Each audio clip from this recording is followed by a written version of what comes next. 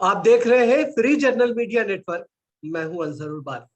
उत्तर प्रदेश में चुनावी तारीखों के ऐलान के बाद तमाम राजनीतिक दल अपने अपने तौर पर रणनीति बना रहे हैं और खास तौर से जो पूर्वांचल का इलाका है उसको तमाम राजनीतिक दल एक तरह से बैटलफील्ड के तौर पर इस तरह इस्तेमाल कर रहे हैं क्योंकि उनको पता है कि उत्तर प्रदेश की सत्ता में अगर बने रहना है या फिर उस पर कब्जा जमाना है तो पूर्वांचल से होकर ही आना होगा। तकरीबन 28 जिले हैं जहां की तकरीबन 164 सीटें आती है जो उत्तर प्रदेश की राजनीति की दशा और दिशा दोनों तय करती है। यही वजह है कि चाहे भारतीय जनता पार्टी हो, बहुजन समाजवादी पार्टी या फिर कांग्रेस, तमाम राजनीतिक दल अपने अपने तौर पर इस एरिया के अपनी तमाम कमियों को दूर करते हुए इस गढ़ को मजबूत से मजबूत बनाने की भरपूर कोशिश में लगे हुए हैं। शायद यही कारण है कि प्रधानमंत्री जिस तरह से बार बार वहां पर जा रहे हैं और जिस तरह से ऐलान किया जा रहा है तो वो कहीं ना कहीं सरकार के सामने ये तमाम चीजें हैं क्योंकि जहां प्रधानमंत्री का संसदीय क्षेत्र बनारस उसमें पड़ता है, वहीं मुख्यमंत्री योगी आदित्यनाथ उनका गृह जनपद भी गोरखपुर वहीं पर है और इस बार उन्होंने चुनाव भी वहीं से लड़ने का फैसला किया है। तो एक तरह से स्थिति जो है पूरी तरह से अगर देखा जाए, आज उसी चीज को हम समझने की कोशिश करेंगे। हमारे साथ इस वक्त 3 खास मेहमान जुड़े हुए हैं। हमारे साथ डॉक्टर बख्तियार मसूद उस्मानी साहब हैं, एआईसीसी सदस्य, कांग्रेस के नेता हैं, वो हमारे साथ हैं, हम उनका बहुत बहुत स्वागत करते हैं। हमारे साथ भारतीय जनता पार्टी के नेता रामाधार शर्मा साहब हैं, हम उनका भी बहुत बहुत स्वागत करते हैं। साथ ही साथ हमारे साथ डॉक्टर प्रशांत राय राजनीतिक विश्लेषक के तौर पर मौजूद है, हम उनका भी बहुत बहुत स्वागत करते हैं। तो जो पूर्वांचल का पूरा इलाका है, जैसा कि हमने आपको बताया कि जो पूरी दशा और दिशा है यहाँ से तय होती है। यही वजह है कि समाजवादी पार्टी ने वहां पर जहां चौहान साहब ओपी राजभर के साथ गठबंधन किया है, जिनका एक जमीनी आधार माना जाता है उस पूरे इलाके में, तो उसी तरह भारतीय जनता पार्टी ने भी अनुप्रिया पटेल और निषाद पार्टी के साथ गठबंधन करके अपनी स्थिति को मजबूत करने की यहाँ पर कोशिश की है। प्रियंका गांधी भी वहां पर पहुंची है, गोरखपुर उन्होंने रैलियां की हैं और यही वजह है कि कहीं ना कहीं कांग्रेस को भी लगता है कि ये पूरा इलाका बहुत ज्यादा महत्वपूर्ण है। यही वजह है कि वो इस इलाके पर फोकस करती हुई नजर आ रही है। तो सबसे पहले हम रमाधार आपके पास आएंगे और आपसे चीजों को समझने की कोशिश करेंगे कि आखिर अगर सियासी समीकरण के हिसाब से देखा जाए तो जाहिर है कि बहुत महत्वपूर्ण है, लेकिन चुनौतियां भी इस वक्त भारतीय जनता पार्टी के सामने बहुत ज्यादा है। वजह साफ है कि एक तरफ जिस तरह से लखीमपुर खीरी की घटना हुई और किसान आंदोलन हुआ, तो जो मध्य और वेस्टर्न यूपी का पूरा इलाका है, पता है सबको कि यहाँ पर भारतीय जनता पार्टी और भारतीय जनता पार्टी भी इस चीज को महसूस करती है कि शायद यहाँ जो इलाका कमजोर है और जहां पर उसकी स्थिति मजबूत हो सकती है, जहां से सत्ता में जाया जा सकता है, तो उस इलाके को फोकस किया जाना चाहिए। किस तरह की चुनौतियां आप अपनी वहां पर देख रहे हैं? देखिए, अभी उत्तर प्रदेश में जो भी दूसरे भाजपा के अलावा दूसरे जो राजनीतिक दल मैदान में हैं, उनमें आप देखिए तो ले दे के एक ही दल थोड़ा बहुत कहीं जमीनी स्तर पर दिख रहा है, वो सपा वाले लोग दिख रहे हैं। बाकी बसपा, कांग्रेस, ये सब कहीं दिख भी नहीं रहे हैं। मैं कुछ 3 दिनों तक मैं घूम के आया हूँ पूर्वांचल में, तो जो बिहार से लगा हुआ इलाका है उन सब इलाकों में मैं घूम के आया हूँ। तो इस बार का चुनाव जो है वो बाकी दूसरे जो समीकरण होते थे उत्तर प्रदेश और बिहार में, खास करके जाति के आधार पर वोट मिलते थे, ये सारे समीकरण इस बार थोड़े टूटते नजर आ रहे हैं। लोग इस बार काम के आधार पर वोट देने के मूड में हैं। लेकिन आप काम के आधार पर मांग नहीं रहे ना, आप तो काम के आधार पे जा नहीं रहे। आप तो हिंदुत्व की बात कर रहे हैं, मंदिर मस्जिद की बात कर रहे हैं, पाकिस्तान की बात कर रहे हैं। यही तो अफसोस की बात है, यही अफसोस की बात है कि चुनाव के समय, रमादार रमादार सुनिए, चुनाव के समय लोगों को उम्मीद होती है कि उनकी बातों को सुना जाएगा, उनके मुद्दों को एक तरह से उस पर फोकस किया जाएगा, लेकिन अफसोस के साथ ये कहना पड़ता है कि जब जब चुनाव आता है तब तब भारतीय जनता पार्टी की तरफ से राम मंदिर हो, मस्जिद हो, हिंदू मुस्लिम हो, शमशान कब्रिस्तान हो, इस तरह की बातें की जाती है। आप विकास की बात कहाँ कर? देखिए, न्यूटन के गति का नियम है कि क्रिया के बराबर और विपरीत प्रतिक्रिया होती है। तो दूसरे दलों ने पहले जब कहना शुरू किया कि राम जी, भगवान राम हम आएंगे, मंदिर वहीं बनाएंगे, तारीख नहीं बताएंगे, तो मंदिर बनने लगा। स्वाभाविक है कि कोई इशू विपक्ष ने जब उछाल के भाजपा के पाले में डाल दिया, और संजोग की बात है भगवान राम का भव्य मंदिर का निर्माण प्रारंभ हुआ। मैं उस मंदिर निर्माण के कार्य से भी जुड़ा हुआ हूँ लोगों के साथ। तो विकास की बात कीजिए ना, यही तो हम कह रहे हैं कि आप मंदिर मस्जिद की बात करते हैं, कब्रिस्तान शमशान की बात करते हैं। नहीं, ये मंदिर मस्जिद का बात करके और विपक्ष वालों ने बिना मांगे भाजपा को एक लीड दे दिया। ये सच्चाई है कि जब आप धार्मिक रूप से पोलराइज करने का प्रयास करेंगे वोटरों को, तो मेजोरिटी जो है वो जिधर जाएगा उधर उसकी सरकार बनेगी। आपको पूरा भरोसा है, सुनिए, आपको पूरा भरोसा है कि माहौल कम्युनलाइज होगा तो आपको फायदा होगा, और इसी के सहारे आप जनता में जा रहे हैं। देखिए मेरा राजनीतिक जीवन लगभग 45, 46, 50 वर्षों का अब होने जा रहा है। तो चुनाव में ये सारे मुद्दे जो हैं वो चौक चौराहे तक काम करते हैं। वोटर बूथ पे जब आपको बॉक्स के अंदर जब घुसता है वोटर आपके नाम पे अपना बटन दबाने के लिए, उस समय वो आपके काम के नाम पर, आपके कार्यक्रमों के नाम पर, आपकी नीतियों के नाम पर आपको वोट करता है। 5 वर्षों में उत्तर प्रदेश की तो बात आप छोड़ दें, बिहार पूरे भारत में इतना कार्य हुआ है। एक सड़क का बात आप देखें तो इतना विस्तार हुआ है। अंजर भाई, आप अगर घूमते हैं, लोग कहते हैं कि कल के दिन में हम जाते थे यहाँ पर, मेरे देखा पूर्वांचल एक्सप्रेस को देखा है, पूर्वांचल एक्सप्रेस नहीं, और भी आप इधर की सड़कों को भी देखेंगे, उसमें भी बहुत कार्य हुआ है। देखिए, मैं 2014 के चुनाव में मैं अमेठी और रायबरेली देखा था। मुख्य सड़कें तो बहुत अच्छी, 22 की बात कीजिए, कैसे जीतेंगे ये बताइए। 22 की बात भाजपा कैसे जीतने के लिए, भाजपा को जीतने के लिए कुछ करने की आवश्यकता नहीं है। भाजपा के प्रचारक आज के दिन में उत्तर प्रदेश की बहुसंख्य जनता है। आप देखिए, बहुसंख्य का मतलब मैं धर्म के नाम पर मैं नहीं कह रहा हूँ, मैंने मेजोरिटी ऑफ वोटर्स जो हैं वो भाजपा के साथ हैं। लोग देख रहे हैं कि भैया कोविड में कहीं कोई कार्य नहीं हो रहा था। अच्छा, एक बात बताइए रमादार, एक बात बताइए, आप कह रहे हैं कि तमाम लोग जो है भाजपा के कार्यकर्ता वोटर्स जो है इस वक्त भाजपा का प्रचार करता हुआ नजर आ रहा है, फिर क्या वजह है कि भारतीय जनता पार्टी के नेता जब अपनी कॉन्स्टिट्यूएंसी में जाते हैं उन्हें भगाया जाता है? डिप्टी सीएम के साथ जिस तरह की घटना, हाँ, सफाइयों का नहीं तो आपने तो कहा था कि हमने सारी चीजें ठीक कर दी है। नहीं, आपने कहा कि आपकी सरकार में सारी चीजें ठीक हो गई, तमाम गुंडों को हमने साइड लाइन कर दिया, सबको जो है जेल में पहुंचा दिया। अरे फिर भी सड़क छाप गुंडों की कमी नहीं है, बहुत सारे सड़क छाप गुंडों का एलिमिनेशन। तो आप नाकाम है ना, आप नाकाम है, ये कहिए हम नाकाम है क्या? अरे नाकाम है, रोज पैदा हो रहा है, 4-6 रोज पैदा हो जा रहा है, 100, 200, 500 रुपए दे के हंगामा करने को खड़ा करा दे रहे हैं सपा वाले लोग। वो सब कोई इशू नहीं है कि जो 2-4 जगह पर ऐसी छूट-फूट घटनाएं हुई हैं, लेकिन मीडिया इस चीज को दिखाने नहीं दिखाता है कि बाकी और स्वागत कितना भव्य हो रहा है। हाँ, ये स्वागत तो हो रहा है, देख तो रहे हैं स्वागत क्या हो रहा है, इसीलिए तो हम चुनौती की बात कर रहे हैं। वो सब कुछ नहीं, रिजल्ट आएगा, आप रिजल्ट आएगा, आप देखिएगा, अप्रत्याशित रिजल्ट होगा इस बार। ठीक है, शायद डॉक्टर बख्तियार, जाहिर है कि आप भी इस वक्त मैदान में हैं, और पूर्वांचल का जो पूरा इलाका है राजनीतिक तौर पर उत्तर प्रदेश के लिए बहुत महत्वपूर्ण रहता है, क्योंकि यहाँ पर 164 विधानसभा सीटें हैं जो किसी को सत्ता में लाने या उन्हें बाहर करने के लिए महत्वपूर्ण योगदान देती है।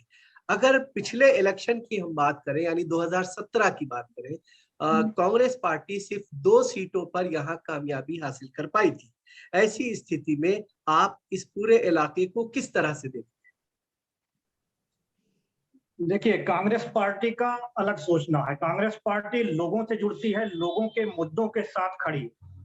अभी आपने देखा गोरखपुर में प्रियंका गांधी की रैली हुई, लोग खुद से निकल के आए लाखों की तादाद में। उस वक्त जब पूरा प्रशासन लगा हुआ था कि किसी भी तरह से भीड़ इकट्ठी ना होने दिया जाए, मुख्यमंत्री जी गोरखपुर में बैठे हुए थे, उसके बाद भी 1.5 लाख पब्लिक मीटिंग में आना इस बात का संकेत है कि उत्तर प्रदेश में बहुत बड़ा बदलाव होने जा रहा है। कांग्रेस पार्टी ने हर उस इशू को उठाया है, हर उस मुद्दे पे पब्लिक के साथ खड़ी हुई है जिसमें आम जनता परेशान दिखी है। चाहे वो हाथरस का मसला हो, चाहे निषादों का मसला हो, या आम जनता का कोई भी मुद्दा हो, CNRC का हो, या आजमगढ़ जैसी जगह पे पुलिस के द्वारा जो जबरन लोगों को लाठीचार्ज करके पीटा गया हो, उस मसले पे भी प्रियंका गांधी आजमगढ़ पहुंच जाती हैं। यह इस बात का सबूत है कि छोटी सी छोटी घटना को कांग्रेस पार्टी ने नजरअंदाज नहीं किया है। लोगों के साथ कांग्रेस पार्टी खड़ी रही है और इसीलिए हमें ये पूरी उम्मीद है कि लोग कांग्रेस पार्टी के लिए खड़े होंगे और कांग्रेस पार्टी को वोट करेंगे और एक चौंकाने वाला रिजल्ट पूर्वांचल में देखने को मिलेगा। ठीक है, चौंकाने वाला रिजल्ट आपको देखने को मिलेगा, लेकिन ये तो बताइए कि 2 से, जाहिर है कि उम्मीद तो यही है कि 2 से ज्यादा आपकी सीटें बढ़े, वो कैसे हो पाएंगी? नहीं, हमारे कार्यकर्ता लगे हुए हैं और लोगों के बीच में है। लोगों के सामने हम लोगों ने पूरी चीजें रखी हैं और लोगों ने ये भी देखा कि भारतीय जनता पार्टी ने सिर्फ बात किया है। जो भी विकास के वादे इन्होंने किए थे, एक भी काम नहीं किया है। इससे पहले समाजवादी पार्टी के दौर में भी लोगों ने जो गुंडागर्दी हुई उसको भी देखा है। तो लोग अपने जबान से ये कह रहे हैं कि कांग्रेस पार्टी ही एक बेहतर शासन दे सकती है। पार्टी लड़ रही थी उस समय, क्या रमादार हम इस चीज का इसीलिए मैं ख्याल ये कहना करें कि चाहता जब हूं कि जो कांग्रेस पार्टी एक मेहमान बोल रहा हो तो दूसरे को जो है बीच में इंटरप्ट नहीं करना चाहिए जब तक कि उसकी बात जो है कंप्लीट ना हो जाए। उसकी वजह ये है कि चूंकि जब शोर शराबा होता है तो किसी की बात हम समझने में एक तरह से कासिर होते हैं, नहीं समझ पाते हैं कि अगला आदमी क्या कह रहा है। तो जरा सा हम अपने तमाम पैनलों से गुजारिश यही करेंगे कि जब एक बोल रहा हो तो उसके बीच में जो है इंटरप्ट ना किया जाए। जब उसकी बात कंप्लीट हो जाए तो वो अपनी बात कह सकता है। एक प्रश्न था जी, छोटा सा एक प्रश्न था कि पिछले विधानसभा चुनाव में अगर सपा वाले लोग गुंडे थे तो उनके साथ कांग्रेस क्यों गई? नहीं, या आप मान रहे? नहीं, अभी डॉक्टर साहब ने कहा ना, अगर कांग्रेस मान रही होती, अगर कांग्रेस मान रही होती तो उनके साथ शायद ना जाती, ठीक है ना। लेकिन कांग्रेस इस चीज को कांग्रेस मानती नहीं पार्टी है। का अपना अलग व्यू है। कांग्रेस पार्टी मुद्दों के साथ है। किसी भी जात बिरादरी का इस तरह से कोई भी कांग्रेस पार्टी का लेना देना नहीं है। जबकि भारतीय जनता पार्टी के लिए कुछ कहने की जरूरत नहीं है। हर आदमी कह रहा है किसका शासन चल रहा है, किस तरह से चल रहा है। नौजवान परेशान है, किसान परेशान है। किसानों से वादा किया, नौजवानों से 2 करोड़ रोजगार देने का वादा किया, जबकि रोजगार देने के बजाय रोजगार और खत्म हो रहे हैं। कोविड में आप लोगों ने देखा किस तरह से एक हफ्ता चल के लोग पैदल चल के आए। हम लोग फील्ड में थे, गांव-गांव पे जाके लोगों को ऑक्सीजन और दवाइयां देने का काम किया गया। उसके बाद भी इनकी सरकार ऐसी पोजीशन को देखने के बाद भी कह रही है कोई ऑक्सीजन से मरा नहीं, किसी की डेथ नहीं हुई ऑक्सीजन की वजह से। तो फिर इस तरह से अगर साफ झूठ बोल के सरकार निकल रही है तो यकीनन इलेक्शन में पब्लिक उनको जवाब देने वाली है और आम लोग, जनता उनको जवाब देगी और रिजल्ट सामने आए। ठीक है प्रशांत, डॉक्टर प्रशांत आपके पास हम आएंगे क्योंकि आपने कांग्रेस का वर्जन भी सुन लिया, भारतीय जनता पार्टी का वर्जन भी सुन लिया। लेकिन अगर आपसे जमीनी हकीकत को हम समझने की कोशिश करें, क्योंकि ये सभी जानते हैं कि यूपी की सत्ता जो है पूर्वांचल से निकलती है, ऐसी स्थिति में आप उसे किस तरह से देख रहे हैं? बिल्कुल नहीं कह रहे हैं। सत्ता जरूर पूर्वांचल से निकलती है और जैसा कि सर ने बताया कि न्यूटन के तीसरे नियम को उन्होंने अपना बेसिक फंडामेंटल राइट की तरह यूज किया है। क्रिया के प्रति क्रिया होना चाहिए, किसी रिएक्शन के अगेंस्ट रिएक्शन होना लाजमी भी है। लेकिन उन्होंने न्यूटन के पहले और दूसरे नियम को नहीं बताया। पहला और दूसरा नियम यह है कि जो स्थिति जिस स्थिति में रहती है उससे पड़ी रहती है, जब तक कि कोई बाहरी बल ना लगे। और इस समय मेरे ख्याल से भारतीय जनता पार्टी बाहरी बल लगाना चाह रही है, बट उसमें बहुत जमीनी हकीकत से उसकी दूरी थोड़ी सी बनी हुई है। मसलन कि कोई भी अगर आप 5 साल का गिना लें कार्यकाल, तो एकदम से नकारा तो नहीं जा सकता है। नकारा जाता तो ये लोग नहीं उसमें लीडिंग पार्टी की तरह आते। लेकिन इतना जरूर है कि जो जो दावे कहे जा रहे हैं उसको अगर देखा जाए तो उस पर बहुत सारी चीजें फुलफिल नहीं कर पा रहे हैं ये लोग, मानने के लिए नहीं तैयार होंगे। जैसे आप कोई भी एक उदाहरण ले लीजिए, आप जो भी इनका विकास का कार्यक्रम रहा है, सड़क में गड्ढे ना हो, सिलेंडर दे दिया हो, या जो भी चीजें आप कह रहे हैं, उसमें आप देखिए तो आम जनमानस को हर्डल फ्री चीज मुहैया नहीं हो रही हैं। उसमें समस्याएं सबको बनी की बनी रह रही हैं। और इस वजह से मेरे ख्याल से जो इस समय का वोटर है ना, वो बड़ा कंफ्यूजन में है कि क्या किया जाए। और सेम कंफ्यूजन सरकार की भी दुविधा यही है कि क्या किया जाए, क्योंकि सरकार एक तरफ तो कहती है कि हम अपराध को खत्म कर रहे हैं, अपराधियों को टिकट नहीं दे रहे हैं, लेकिन आप देखिए तो मैक्सिमम लोग इस तरह के मतलब कंट्रोवर्शियल लोग इस पार्टी से जुड़ रहे हैं। अब हो सकता है कि यहाँ वहां जाएं लोग तो उसमें डुबकी लगा के निकल जाएं तो शायद लेकिन भारतीय जनता पार्टी ये दावा कर रही है कि उन्होंने उत्तर प्रदेश से तमाम गुंडों को खदेड़ दिया, ठीक है ना। अब जो कुछ अब अगर जनता सड़क पे आ रही है तो उनकी नजर में वो गुंडे दिखाई दे रहे हैं। नहीं, जनता तो आने ही नहीं दिए जा रहे हैं लोग। वो अलग बात है कि कौन आ रहा है कौन नहीं आ रहा है और किसको खदेड़ा जा रहा है।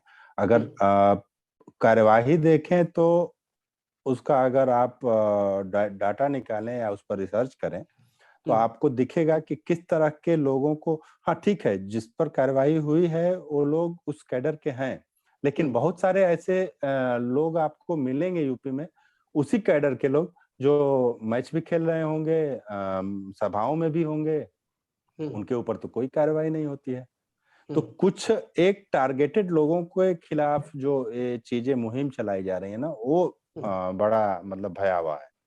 ठीक है, बहुत भयावह जो है, खासतौर से जो टारगेट करके कुछ लोगों के खिलाफ किया जा रहा है, ये स्थिति है। आपने बताने की ये नहीं मैं कह रहा हूँ कि वो अच्छे हैं, हाँ, लेकिन कानून सबके लिए होना चाहिए। रमाधार, जिस तरह से डॉक्टर प्रशांत ने ये कहा कि आप अगर अपराध की बात करते हैं तो अपराध के मामले में आप फेल हैं, विकास और रोड की आपने बात की तो गड्ढे आज भी मौजूद हैं, उन गड्ढों को भरा नहीं गया है आज तक। तो आप आखिर 5 साल के लिए फिर आप जनता के बीच में वोट मांगने जा रहे हैं। जब जनता ये स्थिति देख रही है तो फिर क्यों ना आपके साथ उस तरह से पेश आए जो आप जिक्र कर रहे हैं कि साहब वो कुछ गुंडे हैं। देखिए, गुंडों का पूरा एलिमिनेशन संभव नहीं है और सारे गुंडे संत हो जाएं ये भी संभव नहीं है। हाँ। पुलिस अपना काम कर रही है। मेन प्रशासन का ये उद्देश्य होता है कि हम बिना किसी भेदभाव के सबके ऊपर कार्रवाई करें। तो निश्चित रूप से जो ज्यादा बड़े गुंडे हैं उन पर पहले कार्रवाइयां हुई, अब फिर छोले कद के गुंडों पर कार्रवाइयां शुरू हो गई हैं। अब अगले टेन्योर में योगी जी आएंगे तो फिर छोटे स्तर के जो गुंडे हैं उन पर भी कार्रवाई होगी। गुंडा अच्छा, एक बात बताइए, चूंकि प्रधानमंत्री ने वहां पर जाकर के कुशीनगर में अंतर्राष्ट्रीय हवाई अड्डे का एक तरह से उद्घाटन किया, शिलान्यास किया, फिर उसके बाद जो है जिस तरह से पूर्वांचल एक्सप्रेस का जो है उद्घाटन किया गया, आपको लगता है कि ये तमाम चीजें आपको जो एक माना जाता है कि पूर्वांचल का इलाका 5 साल से ज्यादा किसी एक पार्टी पर भरोसा नहीं करता, आप वो भरोसा बना पाएंगे? हाँ, निश्चित रूप से इस बार जो है वो पुराना मिथक जो है वो टूट रहा है। और लोग जो अब इंटरनेशनल एयरपोर्ट तो पहले भी बनारस तो टूरिज्म का एक बड़ा प्लेस है, बौद्धिस्ट सर्किट के जो लोग हैं, और कुशीनगर विशेष रूप से, चूंकि महात्मा बुद्ध जो हैं वो भगवान बुद्ध वहां पर पहला प्रवचन अपना किए थे, विशेष महत्व है। और वहां पर इंटरनेशनल एयरपोर्ट बनने से तो अगल बगल के लोगों में कुछ रोजगार के अवसर तो बढ़ेंगे ही, निश्चित रूप से टूरिज्म बढ़ेगा तो लोगों की आमद बढ़ेगी। और इस तरह से आपसे ये पूछेंगे, लेकिन जब आपसे लोग ये पूछेंगे कि नौकरियों का आपने वादा किया 2 करोड़ जो है आपने कहा, फिर आपने 4.5 लाख की जो है 4.5 लाख का डेटा दिया, तो कैसे भरोसा करेंगे? मैं इस बिंदु पे बता अंजर भाई, देखिए यहाँ पर बाकी जो और मेरे अतिरिक्त जो 3 लोग हैं वो तीनों लोग बहुत ज्ञानी ध्यानी लोग हैं। अब सरकारी नौकरियों की संख्या कितनी होती है ये भी आप देख लें। वो सेक्टर जो गवर्नमेंट सरकारी नौकरियों की एक सीमा है, मैक्सिमम आपको जो है एम्प्लॉयमेंट मिल रहा है वो फौज में मिलता है, सशस्त्र बलों में मिलता है और दूसरी जगहों पे मिलता है। तो वहां लोग रिटायर होंगे, वैकेंसी जाएगी।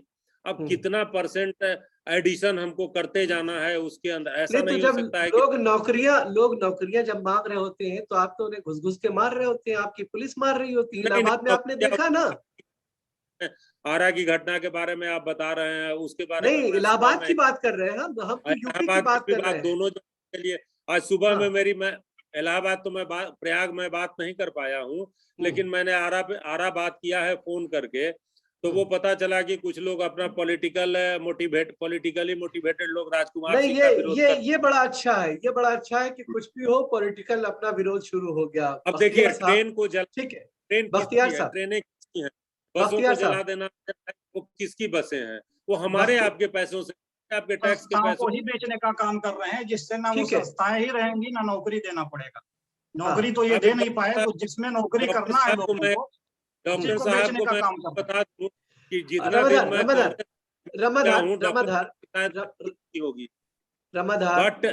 रमाधार आप थोड़ा सा वेट कर लिए, चूंकि जो है समय की भी मजबूरी होती है। डॉक्टर साहब को बात पूरी करने दीजिए। जी देखिए, आप नौकरी कहाँ देंगे? नौकरी आपने नौकरी वादा किया, जहाँ पे लोगों को नौकरी देना था वो चीजें तो आप बेच रहे हैं। आपने एयर इंडिया बेच दिया, आपने प्लेटफॉर्म बेच दिया, आपने हवाई अड्डे बेच दिए, आप लोगों को नौकरी देंगे कहाँ? ये बड़ा अच्छा चीज है कि लोग सीधे नौकरी कहाँ देंगे लोगों कि आपने ये बेच दिया। देखिए ये शुरू कौन किया? ये जो कार्रवाइयां शुरू हुई इस इन्वेस्टमेंट में, सुनिए डॉक्टर साहब, आज डॉक्टर साहब आपको जानकारी दे दूं, आपको इन सारी चीजों के लिए एक ही व्यक्ति जिम्मेवार है, उस व्यक्ति का नाम है डॉक्टर मनमोहन सिंह, जिसको आप लोगों ने पोस्टरमैन बना रखा है। मैं आपको बता देता, एक बात मैं आपको बता देता हूँ आपकी जानकारी। रमाधार जी, डॉक्टर जब ये बख्तियार साहब, रमाधार इस बंदे ने देश के छोटे उद्योगों को बंद करा दिया। रमाधार समझ में रमाधार समय की मजबूरी है। रमाधार जब पूर्वांचल में 2 सीटों से सरकार आपकी है, आप अपनी रमाधार समय की मजबूरी है, ठीक है, उसमें मत डालिए। मनमोहन सिंह डॉक्टर प्रशांत मंत्री है, डॉक्टर प्रशांत दुनिया करती, आपके पार्टी की दिल्ली की अंतिम रैली जो कराई थी वो मैंने कराई थी, और वो रैली करा के मैंने छोड़ दिया था कांग्रेस। आपके प्रधानमंत्री को हमको मत बताइए, बहुत सारी चीजें हैं जो अभी मीडिया नहीं कही। बख्तियार साहब, अपने चंद 2 मित्रों के कहने पे आम लोगों को परेशान करने के लिए और धोखा कोई मित्र नहीं, पहले बख्तियार साहब के जमाने में होता था कि रमाधार समय की मजबूरी को समझिए ना। हुआ है, अब लोग कहते हैं कि अदानी अंबानी की सरकार नहीं चलेगी, बोलने भी नहीं देते, क्या हुआ? वो सुनना ही नहीं चाहते, वो कांग्रेसियों के कहने की बात नहीं है, ठीक है।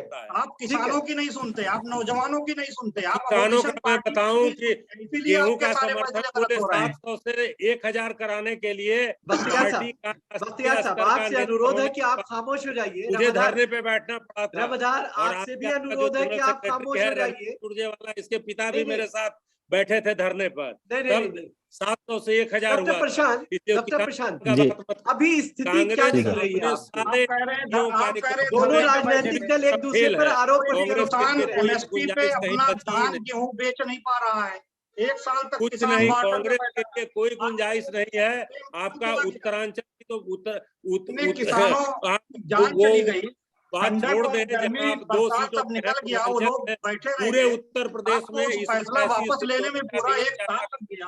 रमाधार, आप जनता के लिए जा सरकार रहे चला हैं रहे हैं या उत्तर प्रदेश में, पूंजीपतियों के लिए सरकार चला रहे हैं? रमाधार कम से कम बात तो बंगाल सुनिए। हमने दोहराए जा आपसे रहे हैं। पहले अनुरोध किया कि कम से कम आप बात सुनिए, दूसरों को मौका दीजिए, क्योंकि सारे लोग एक साथ बोलेंगे आवाज नहीं समझ में आएगी। प्रशांत जी क्योंकि दोनों आरोप प्रत्यारोप कर रहे हैं, बहुत कम शब्दों में आपसे जानना चाहेंगे देखिए, क्या आखिर हकीकत है क्या?